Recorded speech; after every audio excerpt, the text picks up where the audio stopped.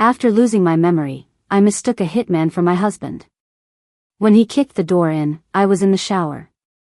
"Honey, can you scrub my back?"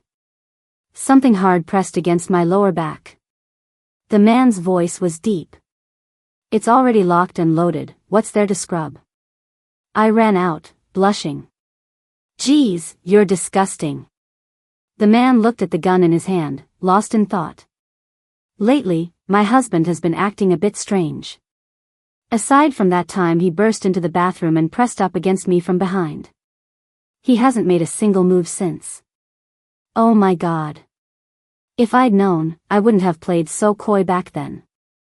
I just wanted to play a game of come and get me. Why did he stop chasing? After that, even if I just barely touched him, he'd turn beet red.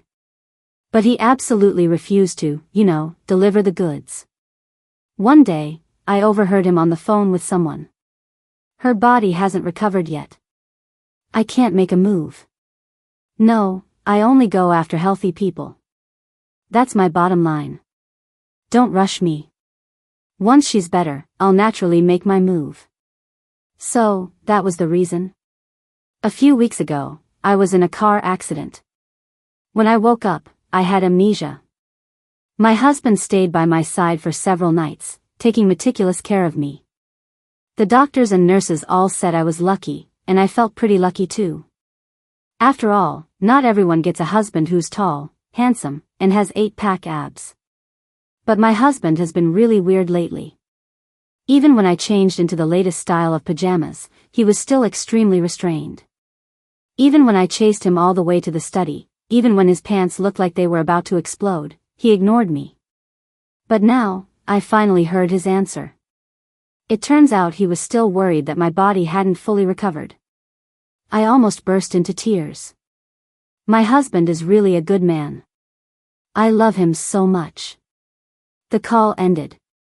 Mike turned around and saw me, instantly freezing, and unnaturally pursed his lips. "When did you get here? How much did you hear?" I said softly, "Mike, these past few days since I got out of the hospital, you've really been holding back, haven't you?" A flash of coldness crossed the man's eyes. He repeated, "How did you know I was holding back?" As he spoke, his hand slowly moved downwards, as if to grab something, or perhaps to hide something. I glanced in that direction. It was bulging. Men really can't take a little teasing. I barely made a move, and he was already on the verge of losing control. I snatched his hand like lightning, chiding, "Don't hold back anymore. I'm your wife. It's my duty to help you solve your problem." Mike said, word by word, "Do you know what my problem is?" I shyly tapped his chest. "You devil, do you really need me to spell it out?" Then I reached over and gave his problem a little squeeze. His problem instantly went from a soft sponge to solid rock. The man let out a muffled groan, his face flushed red, and he pushed me away. "What do you think you're doing?" I said, matter-of-factly, "Helping you solve your problem, of course." In the end, Mike still didn't let me solve his problem. He ran off to take a cold shower. I leaned against the wall, listening to the rushing water in the bathroom, watching the hazy silhouette through the frosted glass door. I felt a little tingle. I couldn't help but call out with concern, "Honey, want me to help you?" The man flatly refused, "No need." But suddenly, I went deaf. My hands wouldn't listen to me either. They just turned the doorknob all on their own. "Huh? What?" "The water's so loud, I can't hear you." "I'm coming in then." The moment I pulled open the bathroom door, the man snatched the bath towel and hastily wrapped it around his waist. I swallowed hard. The cool white light shone on him. The man had broad shoulders and a narrow waist, with smooth muscle lines. His skin was as white as porcelain. And the color of his chest was actually pink. Oh my God. How could such a hottie exist? Was I eating this good before I lost my memory? I really want a bite. I really want to devour him. Mike looked at me with a cold face. "Out." I reluctantly tore my eyes away and said, "No." He was so annoyed he almost laughed, too lazy to speak, and turned to leave. But the bathroom door was too narrow, and I was blocking it. If he wanted to leave, he had to brush past me. Just as he was about to pass through the doorway, I stuck out my long, shapely leg, pressing it against the glass door, blocking his way. Mike stared at me expressionlessly. What do you mean by this? Our breaths mingled. I could clearly see the undried water droplets on his body, trickling down his muscle lines, all the way into the V-line hidden by the towel. I swallowed hard and said sincerely, I mean I'm interested in you. Mike closed his eyes, speechless. Move. I said, honey, I don't want to. Before I could finish, the man, at his wit's end, hoisted me up and threw me onto the bed. I knew he was interested in me too. The bed was soft. I tumbled into the covers, my skirt riding up to my waist. Mike looked down at me, his jawline sharp and distinct, his eyes dark and heavy, like a brewing storm. I immediately struck a pose and said softly, honey, my body really has recovered. We can. Mike gave me a deep look and leaned down towards me. His pink chest loomed larger and larger. Come on, come on. Don't spare me. Ravish me completely. The next second, the man picked up the blanket and covered me up tightly. Don't catch a cold. Then he turned and left, slamming the door with a bang. Mike, are you even a man? I asked my bestie, if a guy blushes a lot when he sees you, but just refuses to touch you, what's the deal? My bestie replied without a thought, he's impotent. I immediately clarified, impossible. His biological functions are normal and powerful. I've personally verified it. Bestie, personally? Who is this guy? I typed shyly, it's my husband. Bestie, you have a new husband again? Which celebrity is it this time? Me, never mind that. This time it's real. Bestie, then maybe he's eating out, you should keep an eye on him. The grass is always greener, you know. If he dares to do that, kick him to the curb. You know what? Even though this bestie is just a gaming buddy I met after my amnesia, her understanding of human nature is still pretty insightful. So, Mike has been eating out? How dare he eat out when he has someone as beautiful as me? The more I thought about it, the angrier I got.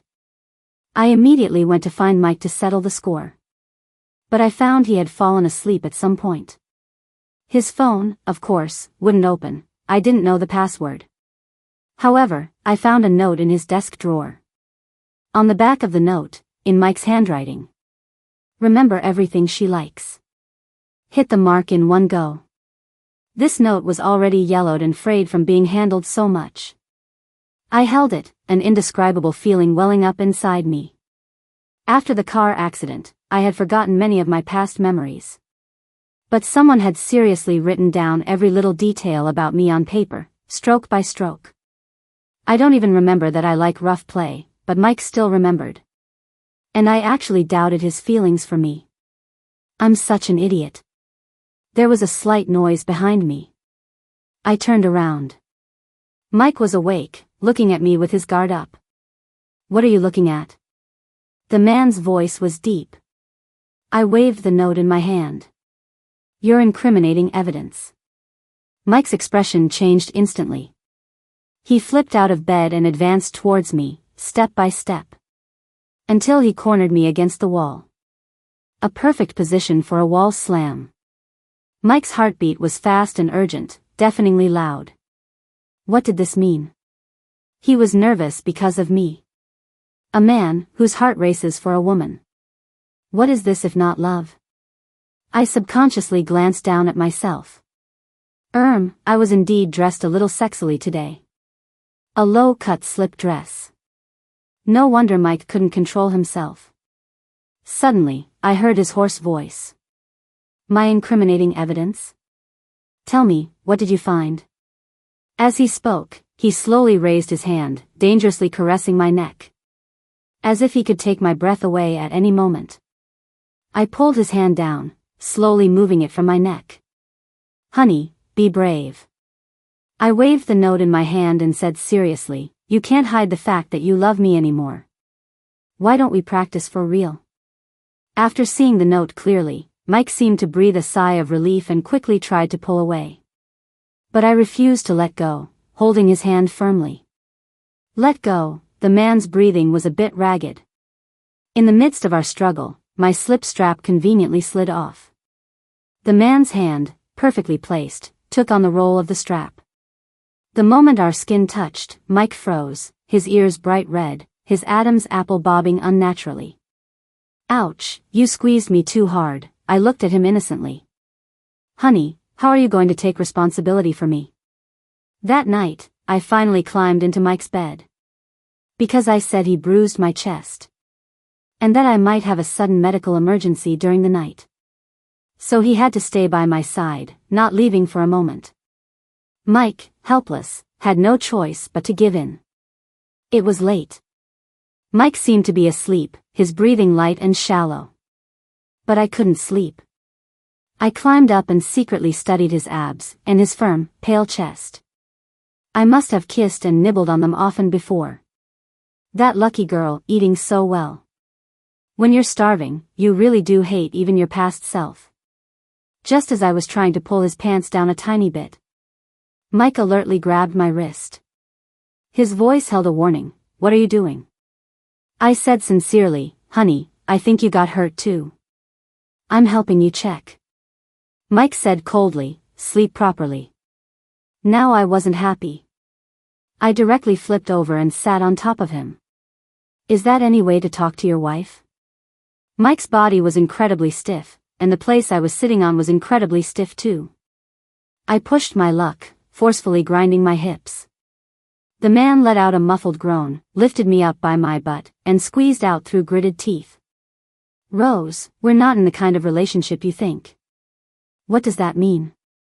"He doesn't want to admit it." I sneered. "Then what kind of relationship is it?" "Strangers?" Mike was even colder than me, nodding silently. I slapped his chest, leaving a red mark on his fair skin. Oh my God. It felt so good, so firm yet springy. I couldn't help but feel a secret thrill for a second. The man looked up at me in disbelief. "You hit me?" His lips were as red as his chest. Quite tempting, but I had to resist. "You say I'm a stranger? Then why did you stay up for a whole week taking care of me after my car accident? And why did you write notes about my preferences, even saying you had to remember them to hit the mark in one go? Not to mention, after I got out of the hospital, you made soup for me every day, soaked my feet, and even gave me massages. Are you this caring to just any stranger? Why hasn't the country given you an award for being so touching?" Mike's lips were pressed into a tight line. He turned his head away, refusing to look at me. The man's chest rose and fell so beautifully that I almost forgave him again. Just as my hand was about to disobediently reach out and touch him, Mike spoke coolly, "Think whatever you want. In any case, we're not in a relationship where we can just casually sleep together." I was furious. I was really furious. Even though Mike was handsome, had a great body, and a deep, restrained affection for me, that wasn't a reason for him to reject me again and again. A beauty like me, where couldn't I find a handsome guy? Did I have to hang myself on this one crooked tree? My bestie sympathized with my situation and invited me to a nightclub. She said she'd order 8 male models for me to comfort my broken heart. That day, I put on a full face of makeup, changed into a flirty short skirt, put on my black stockings, and was ready to go out. Mike was in the kitchen making me some health soup. Seeing me, he stopped me, frowning. "Where are you going?" "See? He cares about me." I lifted my chin proudly. "You're not my husband, so why do you care where I go?" Mike said coolly, "You're not well yet. You can't be exposed to the wind." "Is that the only reason?" I gritted my teeth. "You think I'm not well? There are plenty of people who think I'm perfectly fine and want to spend every night with me." The man suddenly pinned me against the door, his voice deep as he repeated, "I said, you're not well yet. You can't abuse your body. I was furious and frustrated, and slapped his chest. My brain went blank for 2 seconds. Oh. My God. That familiar feeling was back. Ever since I argued with him 3 days ago, I hadn't paid him any attention. But my body hadn't stopped wanting him. I often dreamed of him as I saw him in the bathroom. His muscle lines were clear and distinct, yet his skin was porcelain pale. And amidst that cool white, there were 2 points of pink, like plum blossoms blooming in the snow. Finally. I have a legitimate reason to hit his chest again. Go for it. Rose. Stay angry. Press your advantage. I swallowed, then satisfyingly landed several more hits. Then both my wrists were grabbed by him and held above my head. Mike pinned my wrists with one hand, his expression dangerous. Addicted to hitting, are we? Help me. Not only is my husband handsome, but he can also read minds. Give me one reason not to love him. I immediately switched tactics, saying softly, "Honey, I'm only addicted to you." Mike smirked. Weren't you going to spend your nights with someone else? I waved my hand grandly. They're all just hotels, you're my home. The man's eyes turned cold. He listlessly let go of my hands and said faintly, "I'm not your home. You can go." With that, he really let go of me and turned to walk towards the kitchen. How could I just let him go like that? I immediately chased after him and hugged his waist. Honey, I was lying to you. My heart only has you. There were never any models, no nights of revelry. My heart only has my hubby. Mike's expression softened a bit. He looked down at me. The truth? I nodded frantically, my little hands unconsciously slipping under the hem of his shirt, climbing up his abs. If only your super fast hands could enter the national. This time, the man didn't resist, just gently closed his eyes. The evening glow shone in, casting a faint halo around Mike's face. His eyelashes fluttered slightly, as if unconsciously craving more. I stood on tiptoe, wanting to kiss his rosy lips. The next second, the doorbell rang. Mike seemed to snap awake instantly, pushed me away, and went to open the door. I clung to him, refusing to let go. Sweetie, ignore it. Let's continue. The man said, holding back, "You're out of your stomach medicine. This should be the delivery I ordered. I'll go get it." He had finally given in to me for once. If we were interrupted, the mood wouldn't be the same. I jumped onto him like a sloth, clinging on and refusing to let go. Then carry your wife to get it. Mike gave a helpless smile, a hint of indulgence in it, but it was fleeting. He carried me like that to open the door. The next second, several handsome, smiling faces peeked in from outside. "Hello, brother-in-law. Is Sister Rose home? We're here to pick her up for the ambiguity bar." Sitting in the car, I was incredibly anxious. Not just because the young guys in the car were all handsome, but more because of Mike's expression before I left. In that instant, the man's face was so dark it looked like it was about to drip water. He stared at me and said slowly, "Your hotels, there really are quite a few of them." Then he mercilessly threw me to the models. And also threw me a long trench coat. This man. Really. What can I say? Even in a fit of rage, he still remembered to care about me not catching a cold. I even felt a little guilty. But considering my bestie had already paid for the models in full, if I didn't go out and have some fun, it seemed a bit unfair to her wallet. So, I steeled myself and went into the private room. The young men were handsome in their own ways, some were sunny types, others were puppy dog cute. They charmed me so much I was overjoyed and had several drinks with them. In the corner sat a young man named Tim. His demeanor was very similar to Mike's, cold and unapproachable. I was starting to feel the alcohol, so I went over and sat next to him. God is my witness, I'm not some fickle woman, I was just using him as a substitute for Mike. Rounding up, I'm still very devoted. Tim glanced at me. Sis, thirsty? I'd had a lot to drink, so I wasn't really thirsty. But considering he might want to drink arm in arm with me, I couldn't be ungracious. So I put my arm around his shoulder and nodded. Tim magically produced a glass of pear and loquat juice, which smelled wonderfully sweet and fresh. I gave him a heart sign with my fingers and slurred, "How did you know this is Sis's favorite drink?" Tim looked at me with a half smile. Secret. As he spoke, he leaned in, his breath hot. Temptingly, he said, "Drink it. After you drink it, there will be no more pain." Why did that sound a bit weird? Forget it. Can't expect a model to have passed his high school English exam. Maybe he just wanted to relieve my hangover headache but was bad at expressing himself. I happily took the glass, about to gulp it down. The glass was suddenly snatched away. It was Mike. Mike was breathing a bit rapidly, sweat beading on his forehead. He probably ran over. He raised his hand and poured the pear and loquat juice into the trash can. Not a single drop left. Tim's expression immediately turned ugly. Here to crash the party? My feelings at this moment were a bit complicated. A little person was dancing in my heart. He cares about me. He's jealous. Another little person was yelling, "He's so rude. So wasteful."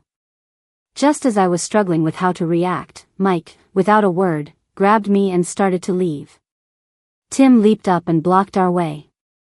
Staring at Mike, his face was grim. "Buddy, what's the meaning of this?" Mike looked at him coolly, indifferently. "She's mine." Tim looked as if he'd heard a joke and sneered, "Yours?" "All I know is, some people can't execute the mission and need me to save the day." Mission? Save the day? I looked at Mike, confused. What's he blabbering about? Mike's expression faltered for a second, then he quickly regained his composure. "He means I can't satisfy you, so that's why he showed up." Well, Tim wasn't wrong. It was indeed because Mike wouldn't satisfy me that I ordered the models. Tim had an amused look on his face. "Is this how you've always interacted with her?" Mike didn't answer. Tim, as if he had a sudden realization, said, "Don't tell me you've fallen for her." Mike still didn't speak. Tim sked. How embarrassing. Then, he tilted his chin at me and said lazily, "Hey, do you know, he's actually not." Mike punched him in the face. Two men were fighting over me. Mike's punches were fast and vicious, each one landing solidly, as fierce as a wolf. Tim was no pushover either. Even after being beaten into a corner, he still had the strength to taunt. Just for a woman like this? Useless. I really look down on you. You might as well retire early and give me the top spot. Mike said nothing, too lazy to bother, just pinned him to the ground and beat him. I was dumbfounded, yelling, "Stop fighting, you guys." My bestie and the other drunk models instantly sobered up. They scrambled to pull the two apart. Tim's face was bruised and swollen. My bestie pulled him into her arms, applying medicine while taking advantage of the situation. I was about to do the same to Mike, but he pulled me into his arms instead, his tone uncharacteristically urgent. "Don't listen to his nonsense. You're more than just a mission to me." "Actually, I'm not, I really." The man's face gradually turned red. He rephrased several times but still couldn't get out those last few words. I was a little worried for him, afraid he'd suffocate holding his breath like that. Then I wouldn't have my pale-skinned, pink-chested husband. After thinking for a moment, I tilted my head up and kissed his lips. Gently, tenderly. Mike was stunned for a moment, then closed his eyes and slowly began to respond. At first, he was restrained, then he became eager. Finally, it was as if he wanted to melt me into his embrace.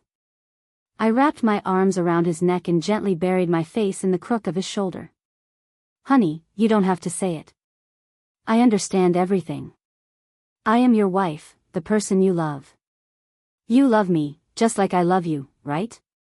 After a long moment, the man nodded lightly. His voice was hoarse. You're right. At this moment, time stood still, the music soft and soothing. The 7 models and my bestie watched us with smiles. It was as if the whole world was blessing us, this loving couple. Only, Tim's angry shouts suddenly came from behind. Don't stop me. I'm going to kill these shameless dogs. Mike ignored him, swept me into his arms bridal style, walked out of the bar, and into the boundless night. Rose, I will protect you. He said it slowly, seriously, as if making a vow to someone. I feel like I might have had a lot of fake alcohol that day. Because my brain clearly changed. It hurt a lot, and then, amidst the pain, some of my old memories returned. I didn't remember much, and it came back slowly. But at least it was coming back. For example, last week I suddenly remembered that I think I have a little dog, a Westie, white and silly, whose favorite hobby is stealing my smelly socks. And then, a couple of days ago, I suddenly remembered that my family seems to be very rich.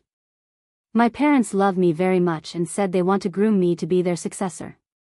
Mike didn't seem too happy about my memory returning. He would always watch me silently, but the second I noticed his gaze, he would quickly look away. Like a little puppy about to be abandoned. This day, after finishing the health soup he made, I tapped my fingers on the table. Honey, you seem a bit different lately. Mike froze for a second, then said unnaturally, different how? I tilted my head, thinking. Lately, you've been going out a lot, seem very busy, and a little unhappy when you come home. Mike's breathing seemed to pause for a moment. He was nervous. I sighed softly. Have you fallen for another woman? Or, have you had your heart broken? After a short silence, he said faintly, nothing like that. Don't overthink it. I rested my chin on my hand and looked at him. But honey, I have this feeling that I'm actually unmarried. Mike stiffened for a moment, his beautiful lips pursed slightly, his long neck bent down a little. As if waiting for some kind of judgment. I continued, I remembered I have a very beautiful home, and a little dog. The dog often plays on my bed. I call myself its mommy and even said I wanted to find it a daddy. Tell me, if I were married, how could the dog not have a daddy? Mike looked up at me, a hint of sadness in his eyes. I added, besides, if you really were my husband, why wouldn't you take me home to see my parents? I was in a car accident, they must be very worried about me, right? Mike pursed his lips, his eyelashes falling despairingly.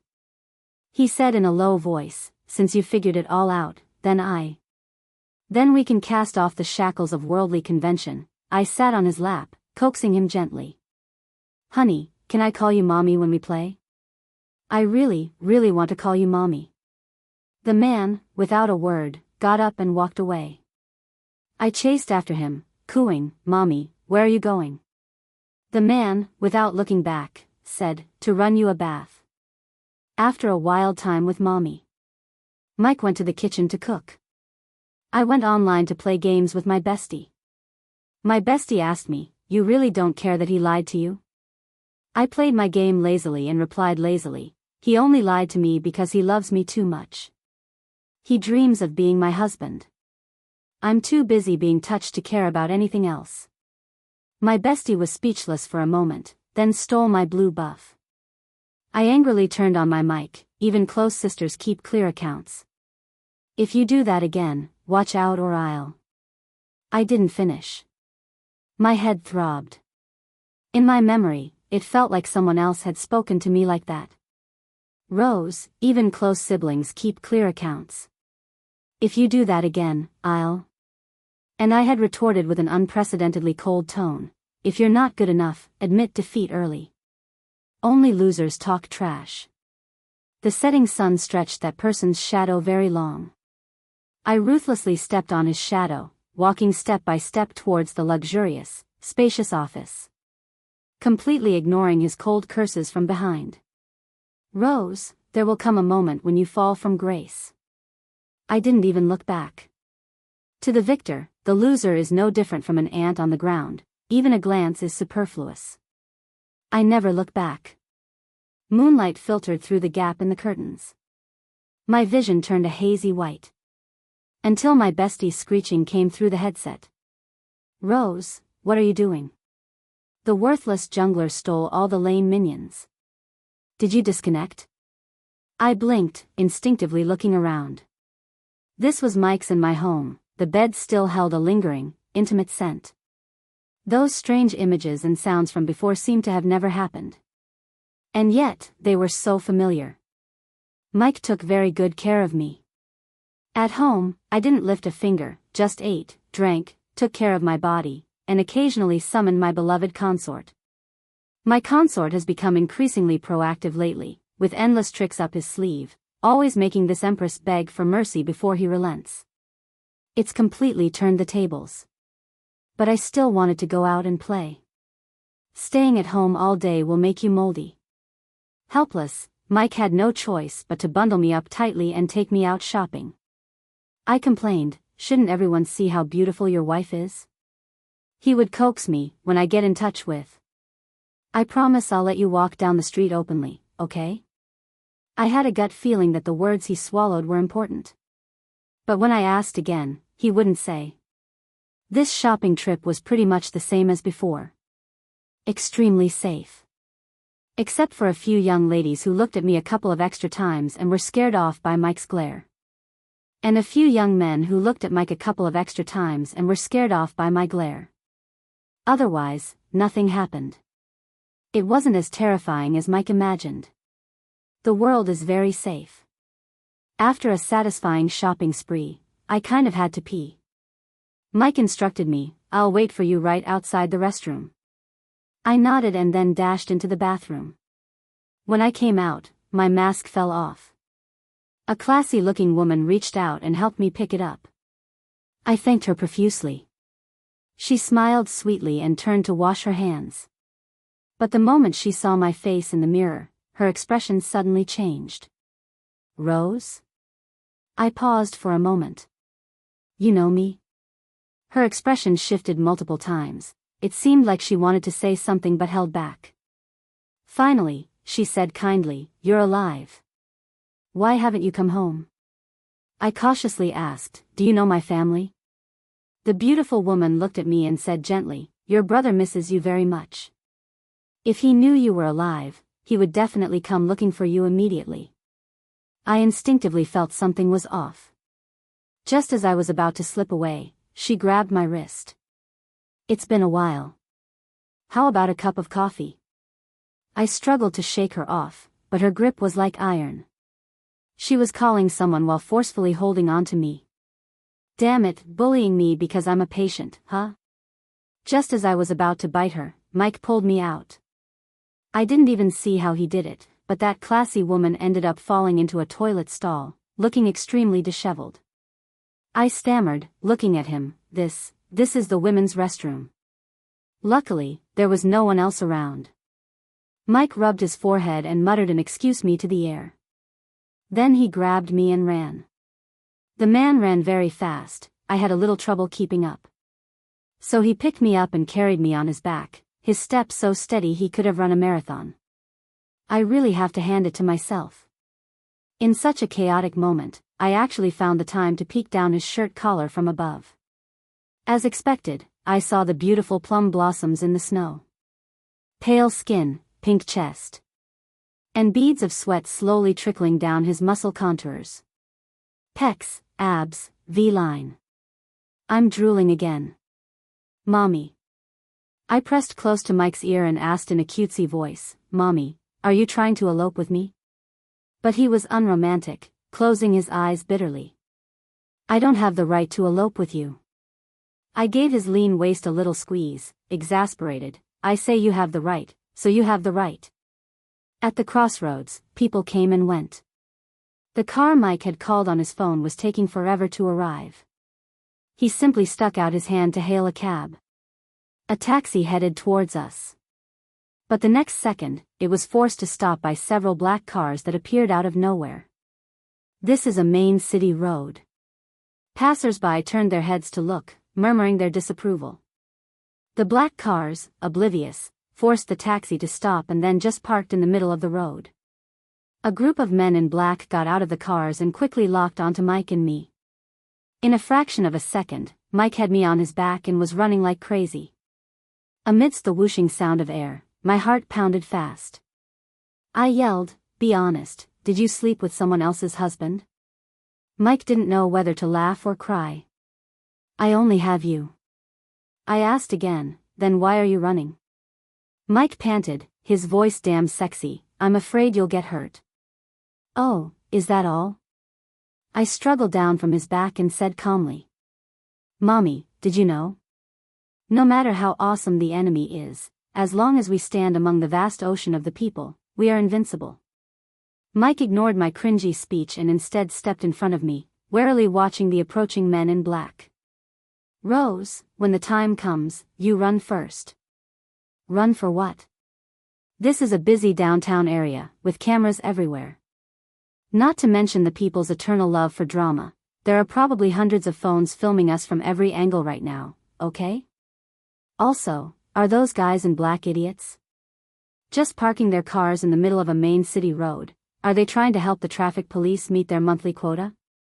Horns were blaring all around, who knows how many angry drivers had started calling 911. These morons still think they look cool, huh? The moron in the lead looked at us and spoke arrogantly. "Mike, if you come over now, I can overlook your past mistakes." Mike looked at him coldly, not moving an inch. I felt inexplicably nervous and muttered under my breath, "Honey, Mommy, my love, we're a team.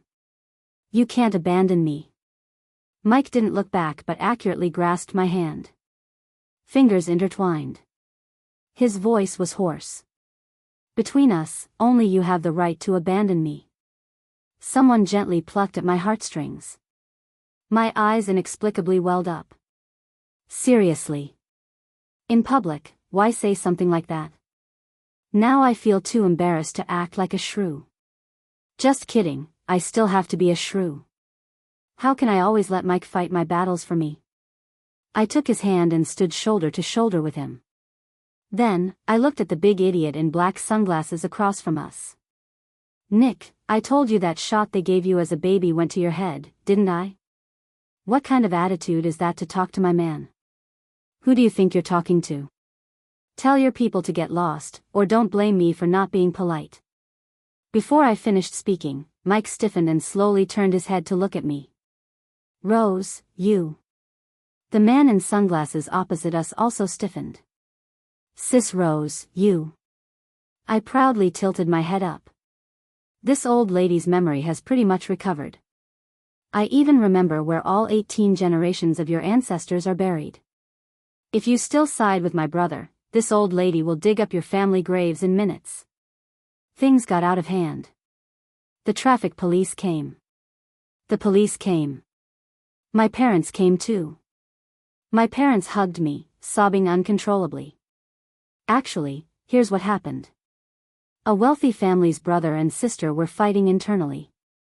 The defeated brother, furious and humiliated, wanted to hire someone to assassinate his sister. But before the assassination, the sister got into a car accident herself and was then taken away by the hitman, waiting for the right moment to be killed. The brother thought the hitman was completely under his control. Little did he know, due to my overwhelmingly charming personality, the hitman not only switched sides at the last minute but also saved me from many crises. I couldn't help but sigh.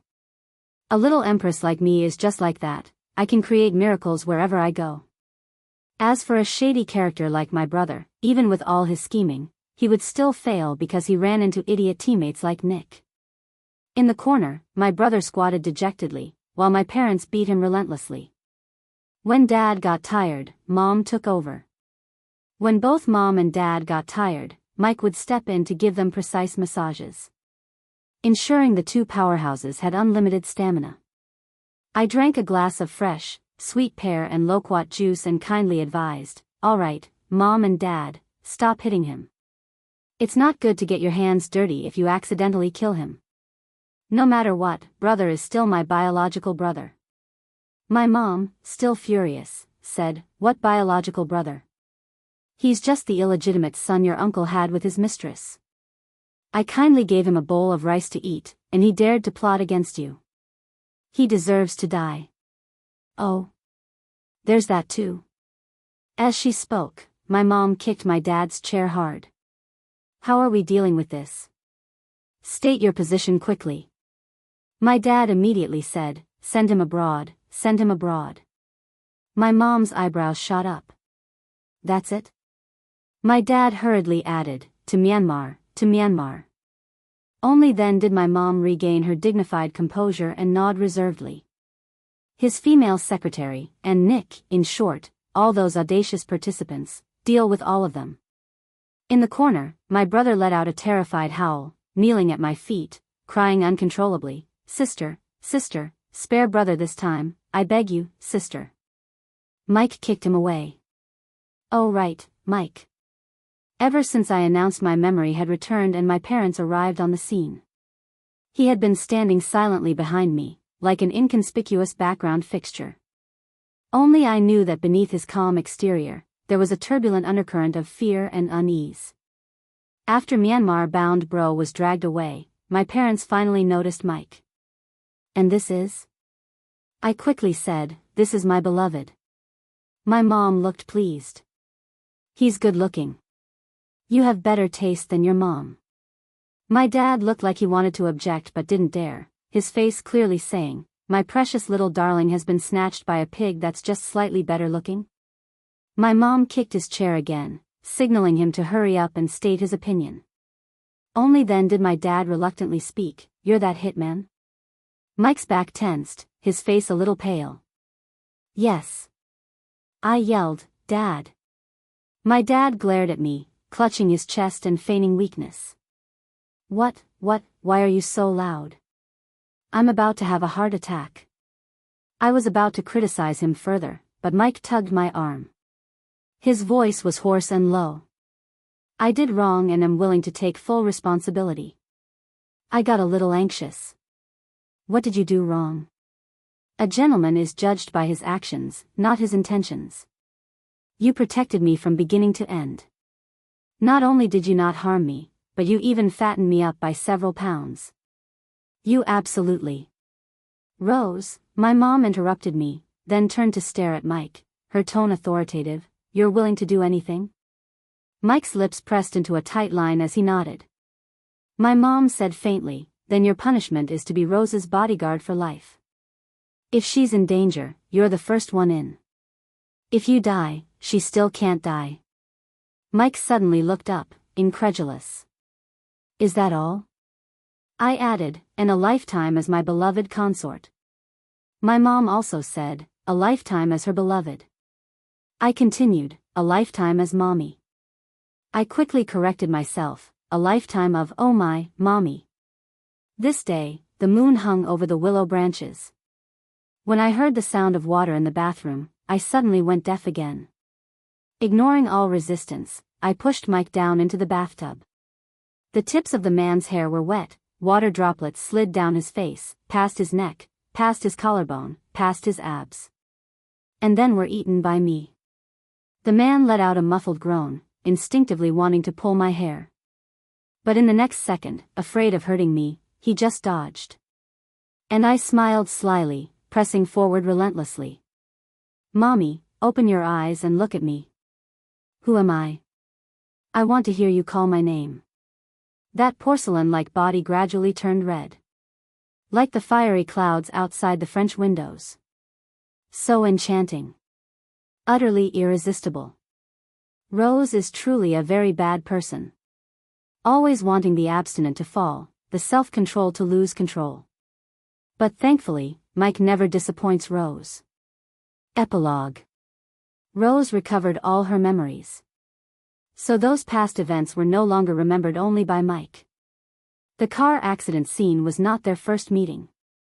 Once, when she was traveling in a mountainous region, she encountered city folk who knocked over an old granny's stall and then falsely accused the granny and her grandson, demanding an apology. The kid, of course, roared at the injustice, sent that car straight to the police station on the spot, and incidentally informed all his business partners about the matter. There are many romantic encounters in the world, and hers and Mike's are more than just simple.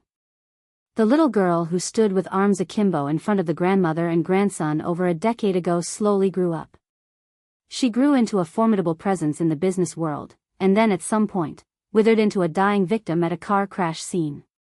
And that little boy she once protected behind her also grew up.